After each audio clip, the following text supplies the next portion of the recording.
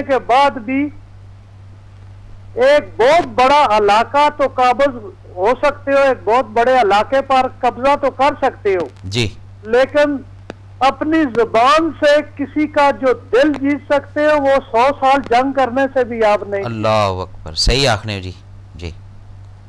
क्योंकि जरा दिल नहीं आबादी होनी है ना, जी दिल नहीं आबादी जी जी, इस उते हैवी होना, इस उते कब्जा करना, ये बहुत बड़ी एक गल है। हर बंदे ने वस की गल नहीं होनी। हर बंदा इस चीज से हैवी हो नहीं सकना। सही आखने जी। जिड़ी चीज इंसान, अच्छा फिर जुबान एक ऐसी चीज है जी कि ये इंसान में जो दिल ने अंदर जो कुछ होना है ना, हाँ जी, ये बाहर काट देनी। बिल्कुल सही आखने जी। ये वो ही बंदा बिठा बोल सकना है, वो ही बंदा बेहतरीन गल कर सकना है कि जिसने दिल ने अंदर बेहतरीन जज्बा हो। सही कहने जी। जरा जज्बा जिसका बेहतरीन उसकी गल बेहतरीन हो, जुबान बेहतरीन उससे बंदे भी हो सकती है कि जैसा जज्बा बेहतरीन हो। सही गल है जी, बिल्कुल सही। इस वास्ते मैं प्रोग्राम में मैं बड़े गौर नाल तुसां हक टीवी ते प्रोग्राम खास करके ऐसा अफजल साहब तुसां प्रोग्राम में बड़े गौर नाल सुनना। बड़ी मेहरबानी जनाब, तुसानी बहुत शुक्रिया। जिंदगी गुजारने में एक बहुत बड़ा फार्मूला है, बहुत मेहरबानी जनाब। प्रोग्राम जरा जिंदगी गुजारने का फार्मूला है।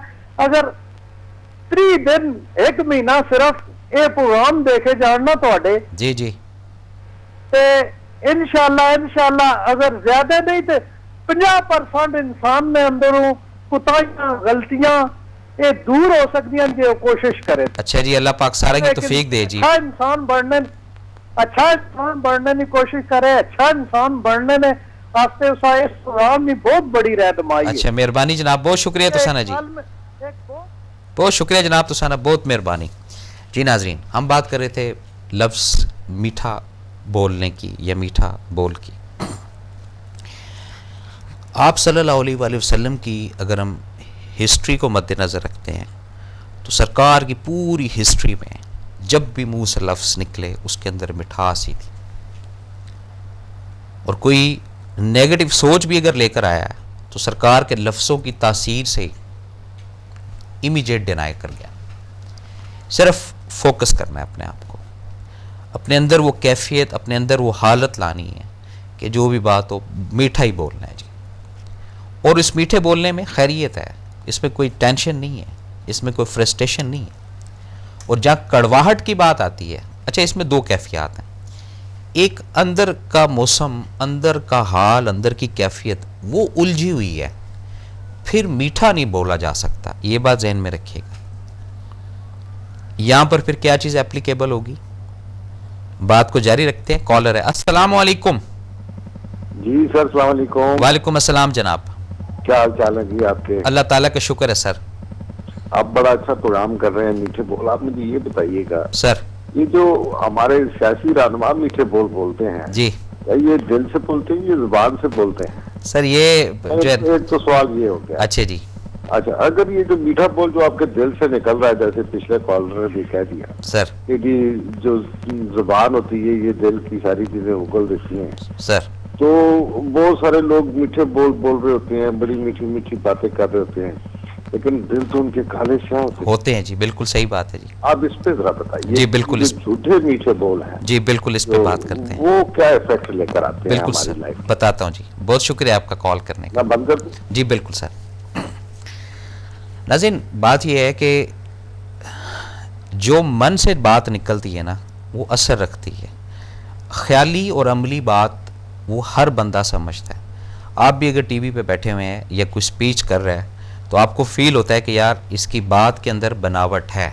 ये हर शख्स को मोस्टली किसी हद तक सेंस रब ने दी है और अंदाज़ा हो जाता है कि ये ड्रामेबाजी हो रही है या ये सिर्फ इस मजमे को कैप्चर करने के लिए ये लफाज का इस्तेमाल किया जा रहा है। तो जब प्रैक्टिकल होकर अपने आप को मद्देनज़र रखकर इस चीज़ को फोकस करेंगे कि ये बंदा सच कह रहा है या झूठ कह रहा है, या बंदा मीठा बोल रहा है या झूठा मीठा बोल रहा है, तो उसका भी अजाला या उसकी भी कैफियत वो भी आप फोकस कर सकते हैं। ये ज़हन में रखिएगा कि अगर कोई आपके सामने आता है, कोई भी आपका ही जानने वाला हो, मेरा ना जानने वाला हो, तो फीलिंग हो जाएगी आपकी कि नहीं यार वो बात तो कर रहा था लेकिन कुछ ड्रामा नज़र आ रहा था। ये जो कुछ ड्रामे वाली बात है ना अंदर से, ये इस चीज़ को क्लैरिटी के साथ बता देती है कि इसमें मीठा बोल कड़वा है या जैली मीठा बोल है। बात को जारी रखते हैं। कॉलर है। अस्सलाम वालेकुम। वालेकुम अस्सलाम जनाब। जनाब जी मुनीर अख्तर बात कर रहा हूँ जी। जी मुनीर साहब। दौलताला से जी। जी सर। ये आपका प्रोग्राम चल रहा है, बड़ी अच्छी बात कही आपने, बड़ा अच्छा मौजूद उठाया। मोहब्बत है सर। जी तो असल में ठीक है, मीठा बोल वो इंसान बोलता है, लेकिन दिल से तो नहीं बोला जाता मेरे ख्याल में। तो आजकल के वक्त में दिल से नहीं बोलते हैं। जी जी। तो बनावटी मीठा बोल बोल के सामने वाले को मुतासर कर देना, ये भी तो कोई बात नहीं है ना। बिल्कुल सही बात है। जो चेहरे के एक्सप्रेशन होते हैं ना, जी जी, उससे जाहिर हो जाता है कि ये सच बोल रहा है, झूठ बोल रहा है, मीठा बोल रहा है, ये इसके अंदर क्या है। बिल्कुल ठीक बात है जी।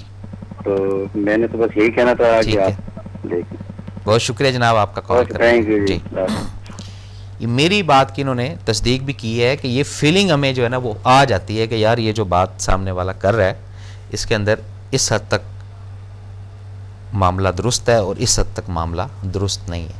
लेकिन एक बात मैं आपको बताऊं, मीठे बोल जब अंदर से निकलते हैं ना तो उसके अंदर तासीर रब की ज़ात ज़रूर डालती है।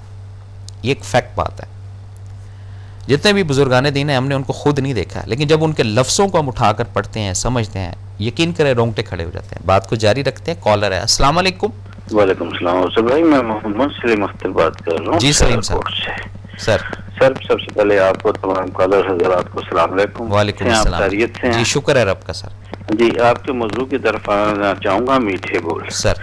लेकिन मैं इसको दुनियावी पहलू से बात नहीं करूँगा, दीन के पहलू से बात करूँगा। सर कलाम इलाही अल्लाह की किताब है सर। मदीने के करीब एक जगह थी कि हुजूर सल्लल्लाहु अलैहि वसल्लम नमाज फजर अदा फरमा रहे थे कि जिन्नों की एक जमात गुजरी। उन्होंने जब कलाम पाक को सुना तो वहीं ठहर गई और अपनी कौम को जाकर कहा कि हम एक अजीब और मीठा कलाम सुनकर आए और सारी उम्र के लिए दाई बन गई। कुरान पाक अल्लाह की मीठे बोलों की किताब है। हुजूर सल्लल्लाहु अलैहि वसल्लम मक्के में और मदीने में जो तबलीग दावत इस्लाम दी वो इस कुरान के जरिए दी।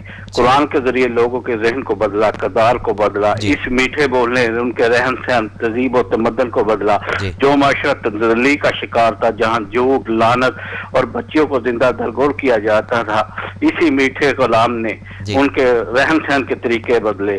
ख्वातीन के वकार में इजाफा हुआ, सच की इब्तदा हुई, एक इस्लामी और फलाई माशरा कायम हुआ। लिहाजा मैं समझता हूँ कि कुरान पाक अल्लाह का एक ऐसा मीठा कलाम है कि इसके होते हुए किसी दूसरे कलाम की जरूरत नहीं। बरसगीर और पाक और हिंद में जो इस्लाम फैला वो बुजुर्गान दीन की बदौलत है। उन्होंने अपने किरदार, अपने मीठे किरदार की वजह से जिस तरह लोगों को दावत दी और अपने अमल और जुबान के जरिए जिस तरह इस अल्लाह के दीन की तरफ खींचा, वो उसी का नतीजा कि आज अल्हम्दुलिल्लाह हम मुसलमान हैं। मैं समझता हूँ कि कुरान पाक अल्लाह का एक ऐसा मीठा बोल है, उसके होते हुए हमें किसी दूसरे मीठे बोल की जरूरत ही नहीं। इस पर इत्तफा चाहूंगा। वालेकुम अस्सलाम व रहमतुल्लाहि व बरकातहू। वालेकुम अस्सलाम व रहमतुल्लाहि व बरकातहू। जी नाजरीन, तो बात हो रही थी लफ्ज़ मीठे बोल की, तो मैं उस कैफियत में आपको लाना चाह रहा हूँ कि जब आप अंदर से उलझे हुए हैं या टेंशन के शिकार हैं, फिर मीठे बोल कैसे बोलेंगे? एक सवाल है। अच्छा, इसमें भी फिर दो चीज़ें आ जाती हैं। एक तो खामोशी इख्तियार की जाए, दूसरा ये कि जब आप उस गुस्से को, उस कैफियत को इजहार करना शुरू करेंगे तो इजहार में 100 या 200 अल्फाज के बाद मन तो साफ़ ही है ना आपका, दिल तो साफ़ ही है आपका, वो जो एक नेगेटिव ऊपर तय जमी हुई है ना वो डिलीट होना शुरू हो जाएगी और फिर ख़ुद ब खुद वो जो तलखी वो कम होते होते होते उसके अंदर मिठास आना शुरू हो जाएगी। बस इतना सा फार्मूला है, इतनी सी रिक्वेस्ट है, और कोई उसमें साइंस वाला चक्कर नहीं है, कोई उसमें मेहनत नहीं लग रही, कोई आपकी एनर्जी नहीं लग रही। लेकिन एक फीलिंग तो अपने अंदर क्रिएट करें। यहाँ पर ये होता है कि हम जब बैठे होते हैं घरों में, अपने ड्राइंग रूम में या जहाँ पे भी, रिमोट हमारे हाथ में होता है और कोई भी चीज़ है उसकी इब्तदाई नेगेटिव लफ्ज़ों से करते हैं। यार देखो फ़लाँ जो है वो इस तरह का, फ़लाँ जो है वो इस तरह का, ठीक है कि नहीं? अब जब हम इस चीज़ को पॉजिटिव लेते हैं कि अच्छा यार चलो कह रहा है, अभी कहने दो उसको, तो ये अंदर की जो एक, ये जो हम दूसरे को नेगेटिव कह रहे हैं ना, तो ये पुराना एक फार्मूला है कि एक उंगली आपकी तरफ तो 3 उंगलियां मेरी तरफ। मैं आपको बोलूँ जी आप बहुत अच्छे हैं तो मैं 3 गुना आपसे अच्छा हूँ, मैं बोलूँ जी आप बहुत बुरे हैं तो मैं 3 गुना आपसे ज़्यादा बुरा हूँ। और ये हकीकत है, इसको आप कभी भी किसी के ऊपर भी किसी भी चीज़ पे एप्लीकेबल करके देख लें। इस एंगल से आप बात करेंगे, आपको फीलिंग हो जाएगी कि आप जो बोल रहे हैं सही बोल रहे हैं या गलत बोल रहे हैं। तो ये जो मीठा बोल है, ये एक कैफियत का नाम है, ये अंदर लाना पड़ेगा। ये जब मिठास अंदर आएगी, अंदर की नेगेटिविटी ख़त्म होगी, कल्ब के अंदर जो मैल, कोई कदूरतें, कोई बातें, कुछ चीज़ें जो सेफ़ हैं, ये जब डिलीट होंगी तो फिर मिठास ज़रूर आएगी। और जब मिठास आना शुरू हो जाती है तो ज़ाहिर बात है, जब अंदर मिठास होगी तो लफ्ज़ भी फिर मीठे ही निकलेंगे, कड़वे नहीं निकल सकते। और अगर अंदर कड़वाहट होगी तो फिर पॉसिबल नहीं है कि हम मीठे बोल सकें या मीठी बात किसी के साथ कर सकें, नहीं कर सकते। हमारी वो हालत ही नहीं बन पाती। और इसके पीछे भी इसबाब है 2-3, बात को जारी रखते हैं। कॉलर है, अस्सलाम वालेकुम। अस्सलाम वालेकुम। वालेकुम अस्सलाम। अफजल साहब, आपको सुबह सुबह देख के और आपके मजमूनों को और आपकी बातों को सुन के दिल खुश हो जाता है। बहुत शुक्रिया। एक नई रूह आ जाती, तमाम दिन के लिए ताजगी पैदा हो जाती। मोहब्बत सर आपकी।